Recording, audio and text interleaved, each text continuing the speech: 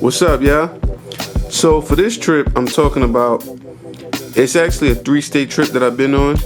It's the first state, group of states that I actually had to take a plane to while I was, trying to complete my journey. So I'm gonna get straight into it, man. It's an interesting story.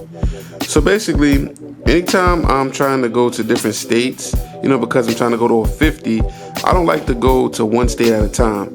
I try to see if there's any neighboring state and major city that I could basically visit and, group everything together and do a multiple state trip. So I did it. I went to Ohio. For those who don't know, or well, you people might know, Cleveland is one of the most famous cities in Ohio. But when I was trying to map it out with the neighboring states, it didn't really add up. It didn't really work for what I was trying to do. So instead, I went to Cincinnati. Cincinnati is not that far from Louisville, Kentucky, and it also isn't that far from Indianapolis, Indiana. So that's basically what I did. So I was with this girl at the time, and she never been on any, states or any trips, airplanes, things of that nature. She basically comes from another country, and the only time she been on the plane is when she came here to America. So I wanted to show her, a trip, take on a plane, for the first time, and basically have a good time. So we booked the trip. I learned a vital piece of information, which helped me, transform into a better traveler. And that piece of information is always look up the reviews. I didn't do this, and I learned the hard way. Because, I'm thinking, I'm leaving New York, everything must be nice outside of New York, right? Yeah, I was wrong. So when I get to the hotel, it looked ran down from the outside. It was some strange looking people outside, and I'm from the hood, I'm from Brooklyn, I'm from Bed-Stuy. Those people look real strange. So I really didn't want to stay there, you know what I mean? So I said, you know what, let me just go check the room out. If the room look horrible, we checking out, we leaving, that's that. Let me at least, see how the room look. So I go to the front desk, and it's only 2 workers there. So both the workers was on the phone, and they were basically yelling at customers on the phone. Real belligerent, yelling, acting real unprofessional. One dude had a whole bunch of holes in his shirt, and the other dude had those big gauges in his ear, them little hole things. Not trying to offend nobody, but that looked real strange to me. So, I just left. I stood there for about like 2 minutes. They didn't acknowledge me, and I just walked out, man. I canceled the hotel online and went to go get something to eat.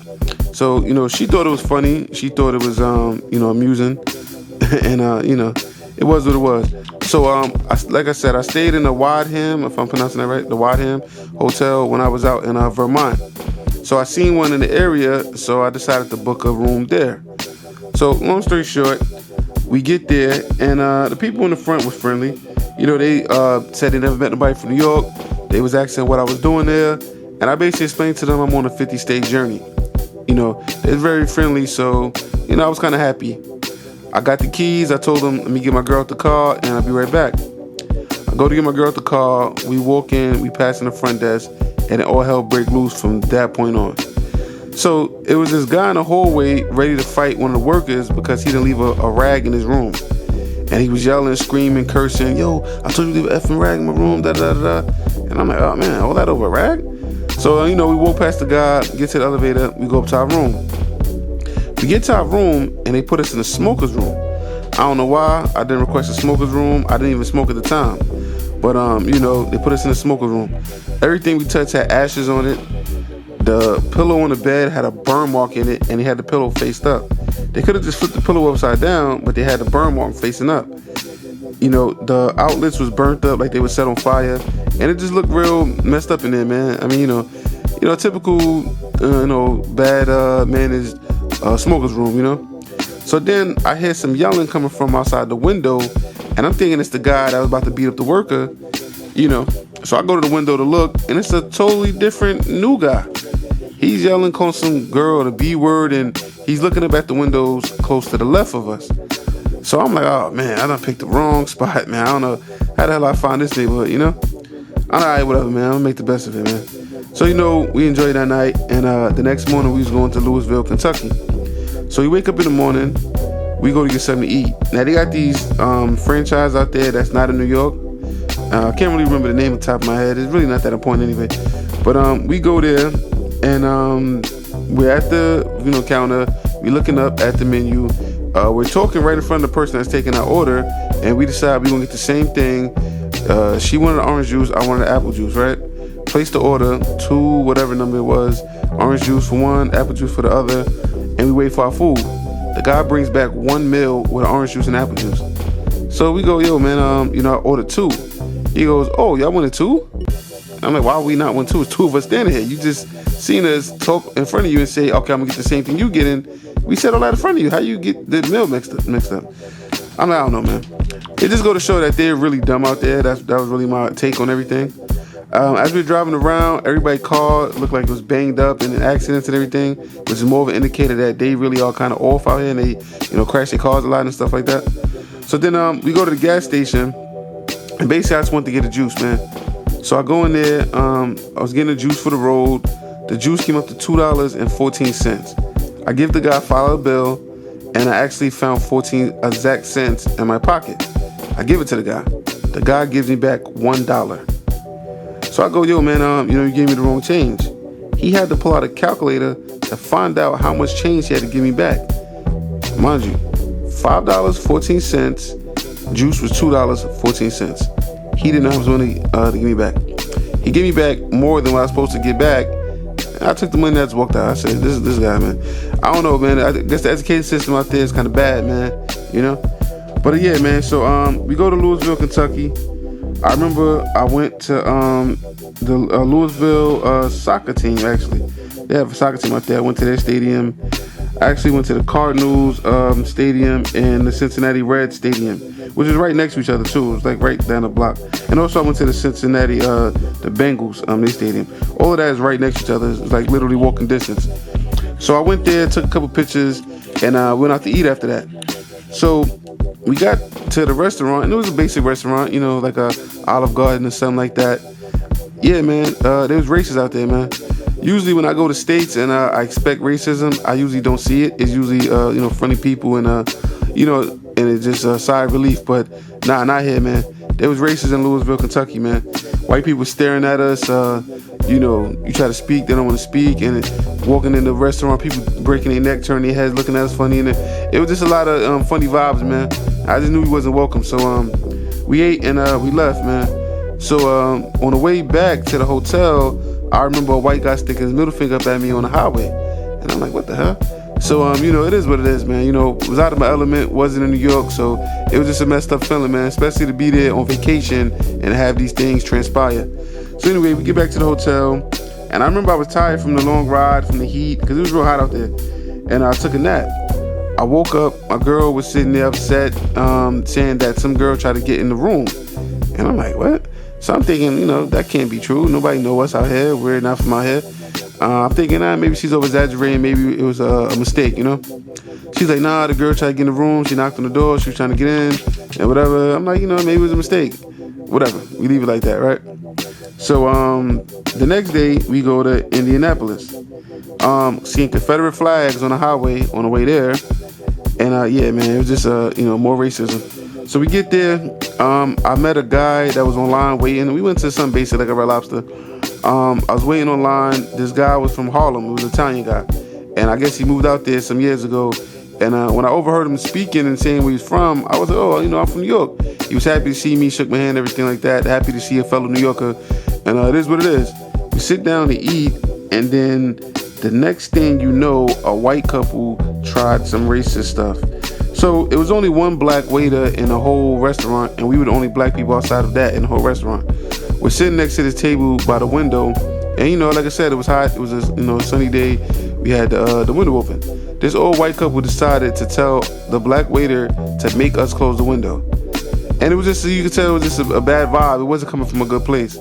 Our waiter interrupted and was like, "Oh no, don't tell my customers to do that. I'll do it."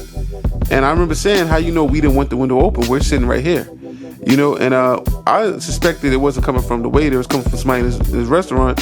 So when I asked, did anybody say something? The lady pointed and said, yeah, that couple over there. As she pointed, that couple was getting up and leaving the restaurant. So they didn't even, it wasn't like it was bothering them. It wasn't like they wanted the window closed while they was eating. They were leaving. They just wanted to mess with us. So yeah, man, it was a bad experience, man. And on the way back from there, another white person stuck the middle finger up at me on the highway. So, I was like, yeah, I was just done with this whole trip. So we get back to the hotel, and we get on the elevator, and when the elevator gets to our floor, the doors open up. So now, normally people will wait for the people on the elevator to get off first before they enter the elevator. Not this case. A girl come bum rushing through the elevator to get on as we're getting off. So the girl, my girl at the time, she was like, there go that bitch right there. And, once she said it, the girl come out the elevator and they started arguing. She started yelling. So long story short, that was a girl from the night before who was trying to get in the room allegedly. So now this whole fiasco is happening, and I'm just thinking, how the hell did I get into this situation in a place I'd never been to, So I wound up, yelling at the girl, telling her to go about her business, and she left. So when I get back to my room, I couldn't help but to think, if she was knocking on our door, and if it was the wrong door, maybe, she's with some people in the next room or whatever the case is. I'm thinking maybe it's a man, maybe she got a couple men, I don't know. I don't know what's going on, you know what I'm saying? So now I'm on edge because I don't know what to expect. I don't know if she's going to go get somebody, come knock on our door, whatever the case is. So I'm just on edge, you know what I'm saying? So I'm sitting there, my girl dozes off or whatever, she go to sleep, and a knock at the door comes. So I jump up, I grab the bottle of liquor, and I go to the door because it's the only weapon I got, you know what I'm saying? I don't know what they got, if it's people, guns, knives, I don't know what to expect, but I know I'm going to use the only two I got to protect myself, you know what I'm saying? So I open the door, and it was the girl again. So she like, oh, I'm sorry, wrong door. So I started going off on her, man. I'm like, yo, man, stop knocking on my effing door, you know what I'm saying? Like, you bugging, you doing too much. So I'm flipping on whatever, another argument starts up, and then she goes about her business again. So now we fed up at this point, man. This whole trip was just a disaster, and I'm just ready to go the fuck home, you know what I'm saying? So now I'm sitting there, and we sitting back in the room, just, upset, on edge, and another knock comes at the door, man. So now again, I don't know if this is now her boyfriend, I don't know what the hell's going on. I open the door, and it's the police. So now the police is like, hey, let me just explain to you what's going on. That girl's a prostitute, and what she does is she knocks on people's door, and she attempts to get in a room. And I'm like, oh shit, my girl was right, like damn, like, you know what I mean? And he was just like, yo, man, I want to apologize. I'm looking for the girl right now. We're trying to kick off the property. He was like, the people in the front desk, they know about this lady. She's here every day, bugging guests and chasing guests away. And the police said that they actually told them they can't run a business like this, and the people in the front desk really just don't care. And they're not willing to give a refund. So I call them, I'm telling them, hey, look, this is what's going on. We're being disturbed, and, we want to leave, we want a refund. And of course, they denied it. So we wound up leaving. I think we trashed the hotel, threw juice on the floor, did whatever we had to do because we was upset, you know what I'm saying? And we left, and we looked at another hotel and went and checked into that one. So we were set to leave the next day. This next hotel was beautiful, it was nice, the staff was nice, everything was nice. But everything that already happened and ruined our trip and ruined our vibe. The last piece of the story, I remember when I was outside, it was these group of kids that was standing out there. They was just sitting there minding their business. So when I go inside, I'm waiting online, this white lady come rushing in, and she's frantic. She's screaming, call the police, call the police. And everybody's looking like, hey, what's going on? So the front desk happened to be a black person, thank God.